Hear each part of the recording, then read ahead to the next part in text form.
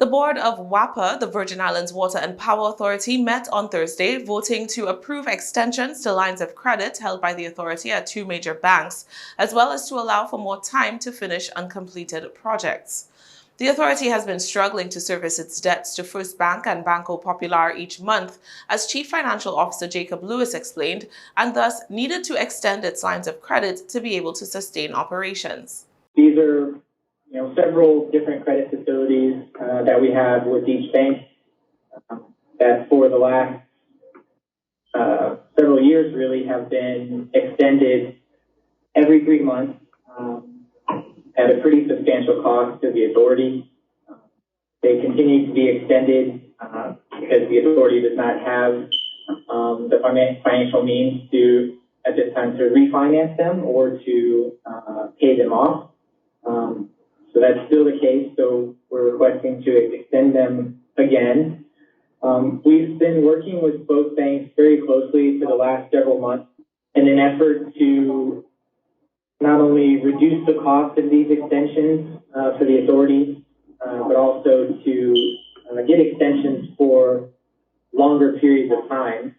Board members voted to extend the line of credit at First Bank for 45 days until December 15th and those at Banco Popular for 6 months until April 30th, 2023. None of the extensions are expected to exceed $250,000 all told, including transaction-related fees, expenses charged by the banks, and WAPA-incurred legal expenses. Lewis says WAPA's financial team has been working with the banks to reduce overheads in terms of administrative duties in preparing the extension applications, as well as penalties for not being able to service debts. We've invested a lot of time with the banks to, make sure that, they understand the challenges that we are dealing with, and to make sure that the banks and the authorities are aligned and understand the strategic initiatives that the authority is undertaking to hopefully be able to refinance these more permanently in the not too distant future. We've had a lot of good success in those discussions.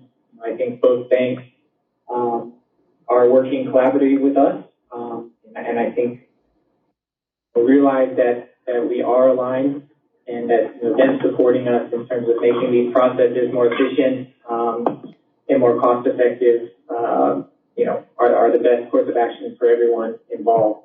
Meanwhile, excavation works at the Cruise Bay feeder will continue after the board approved a 53-day extension. WAPA project manager Cordell Jacobs said the additional time was needed after the discovery of human remains stalled the project for some time. The additional time is needed to finalize the project due to excavation along Bay Street, which resulted in the uncovering of human remains. And I believe it was 4 body skeleton remains that was uncovered. Benefits of the contract is to construct a new underground duct bank system from the St. John substation to Tobacco Road to just north of Mongoose Junction on North Shore Road for the purpose of relocating 13.2 kV feeder, which is 7E, and the associated distribution equipment from overhead to underground. This is the first of 3 phases that is going to be done for the Cruise Bay Underground project. Upon completion, the feeder is expected to provide a much more reliable electrical system in that area. Jacob said that this would be the final extension required and that the project would be completed by January 7th, 2023. The board also voted to extend an existing power generation lease for Agrico to supply temporary power generation for another month. WAPA's Chief Executive Officer Andrew Smith said the extension would maintain the same terms and conditions until November 30th, 2022. The negotiations with Agrico have been protracted and not advancing at the pace that the Water and Power Authority had hoped. We have a 1-year extension on the agenda today. However, we've received, after multiple discussions with Agrico, what we think was a very attractive proposal on Tuesday night to offer a 12-month lease extension with an option on additional 12 months that has an exit structure to it. I want to give the board a full disclosure of that. So what I'm requesting today is that we will bring that to the board at our next regularly scheduled board meeting to give the board a full discussion and a disclosure of what that proposal looks like. In addition to that, I believe the board has been aware that Agreco has not been in compliance with its emissions requirements. Now that we've set terms and price on what we'd like to extend for, we're going to turn to the environmental issue and address that with Agreco as well, because it's their responsibility to deal with their lack of environmental compliance. So accordingly, what I'm going to request the board to do today is extend our existing contract at the same terms and conditions through November the 30th.